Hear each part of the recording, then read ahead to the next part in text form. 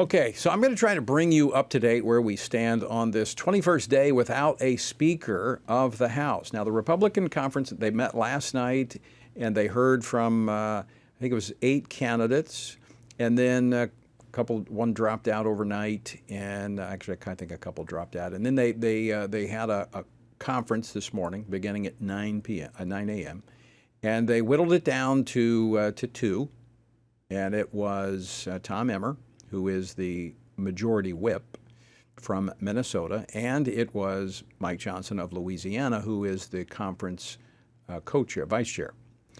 So Tom Emmer, by about 10 votes, emerged with a majority, and so he became the nominee. But because he had some really bad votes, in fact, when it comes to the FRC Action Scorecard lifetime rating, he had the lowest of all of the candidates that had put their names forward.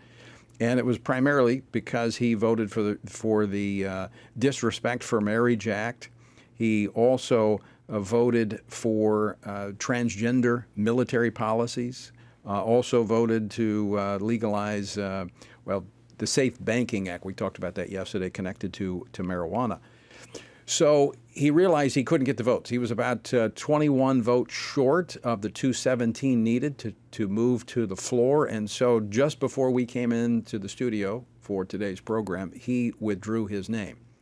So in about 15 minutes, the Republicans will regroup, and they will once again take up this process. Now, what will they do? Well, joining me now to talk about this is Congressman Greg Steube from Florida. He serves on the House Ways and Means Committee and the House Select Committee on the Weaponization of the Federal Government. He represents the 17th Congressional District of Florida.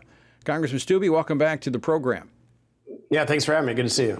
Okay, so did I get that right? Is that where we are at this point? That's where we are. Yeah, so 15 minutes ago, every person that wanted to run again submitted their names. I haven't seen that list yet.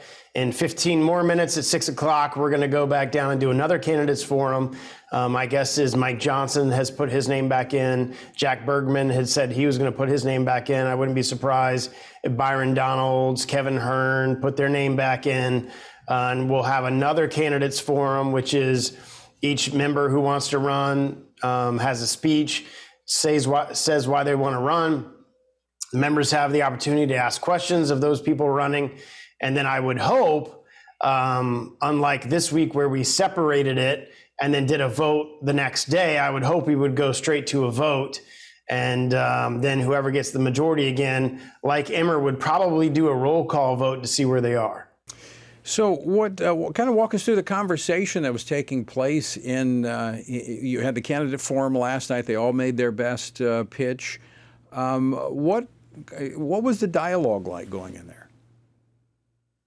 Well, I mean, it was all, each candidate saying their different positions on things. But today, there was 26 of us, myself included, who wouldn't vote for Emmer on the floor because of his positions on marriage, transgender policy.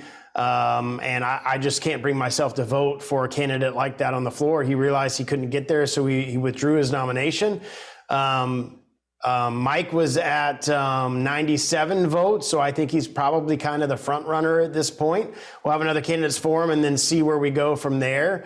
I just don't think that there's any members that dislike Mike Johnson. I think he's in a really good place to move forward. I mean, this really is a difficult job when you consider 221 Republicans from different districts. You've got a very conservative district. Now, Emmer, his district's not so conservative up in Minnesota, but I agree with you. He would be a step back for the party, for someone who has actually supported the redefinition of marriage, transgender policy, among other things. And so I think you're absolutely right. He would be, I think, devastating to advance someone like that. But it's going to take someone who can bring both sides of the party together. Yeah, and I think Mike's one of the few people that can do that. He has a very conservative voting record, and he has a leadership role within the leadership.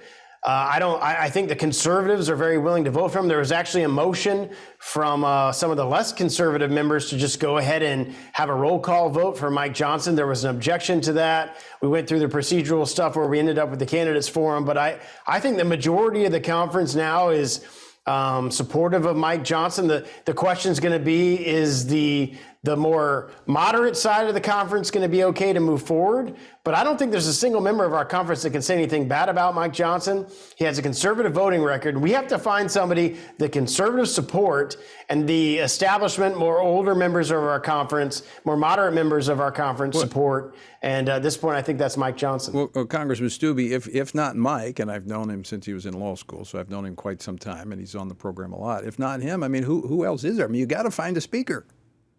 Yeah, if he ends up not getting there for some reason, Byron couldn't get there, Kevin Hearn couldn't get there. I think we have another forum where new names maybe that are willing to do it. But, there's not a lot of people that want to put themselves out there to be able to be in this position to have to negotiate against Chuck Schumer and Joe Biden. And it's a challenging position to try to govern with a far right majority, and you have moderates in the conference that are in plus 10 Democratic districts. So you have very moderate Republicans in Democratic districts, very conservative Republicans. To try to thread that needle is very, very challenging. And I think Mike is one of the few people that would be able to accomplish that. So, Congressman Steube, let's leapfrog beyond that for just a moment. Let's talk about the work that is ahead for Congress, because look, we're 21 days into this with no speaker. It's not realistic to think that we're going to be able to get appropriations bills out. There's going to have to be some temporary funding mechanism to get us moving forward. That's what triggered all of this before. Is there going to be agreement in the conference that, look, we got to do A, B, and C to get us to a point where we can get our footing again? Yeah, we don't have a choice now. November 17th, the last CR that I voted against will then come due. And so we're going to have to fund the government.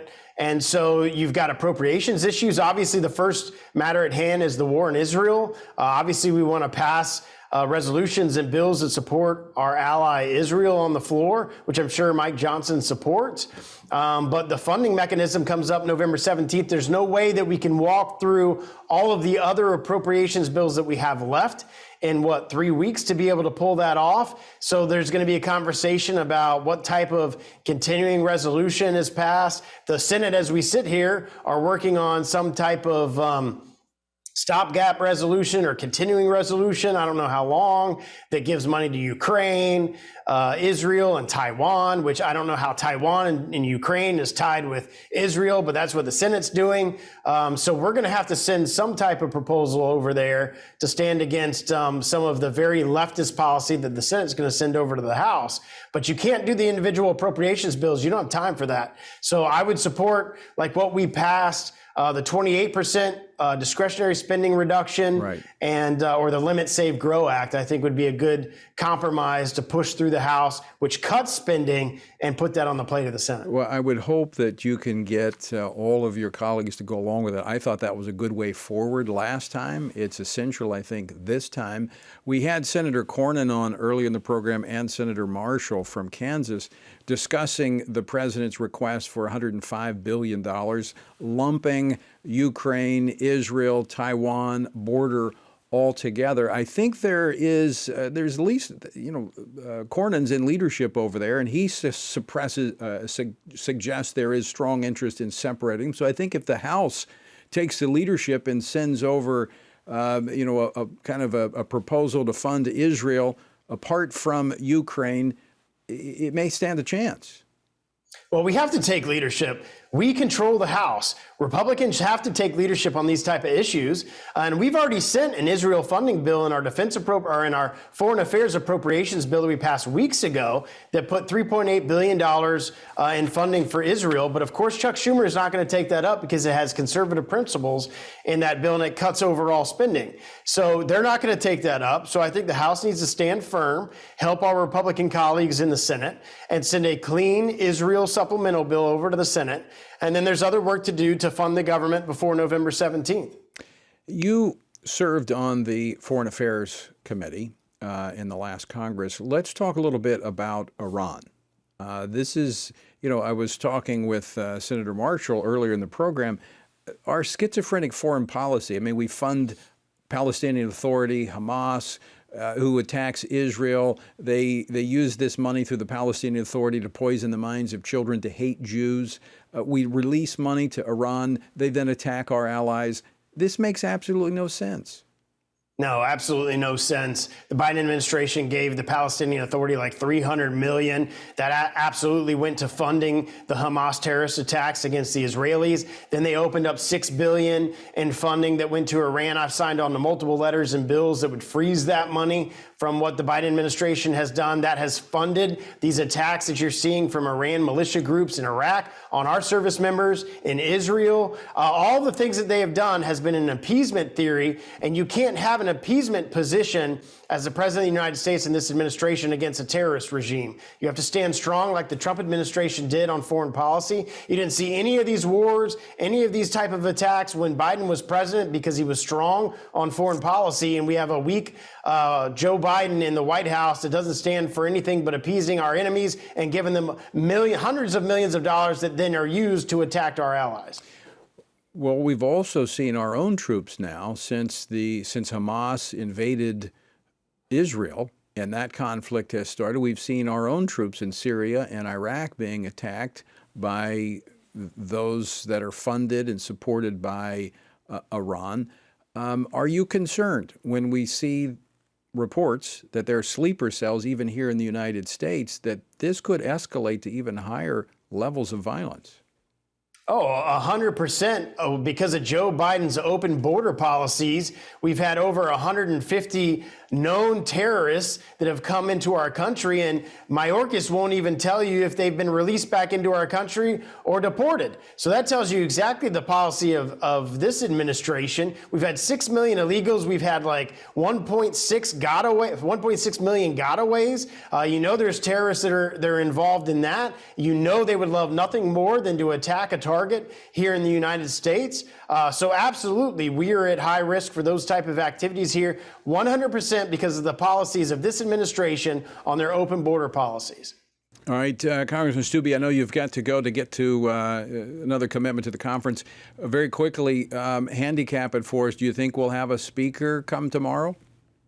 I think so. I think Mike Johnson is a very good place. I support him moving forward. I think he's somebody with a very conservative background that can unite both the conservatives in our party and the more moderate members in our party, and we can move forward and do the things that we need to do for the budget and for Israel. All right. Congressman Greg Steube, always great to see you. Thanks so much for joining us today.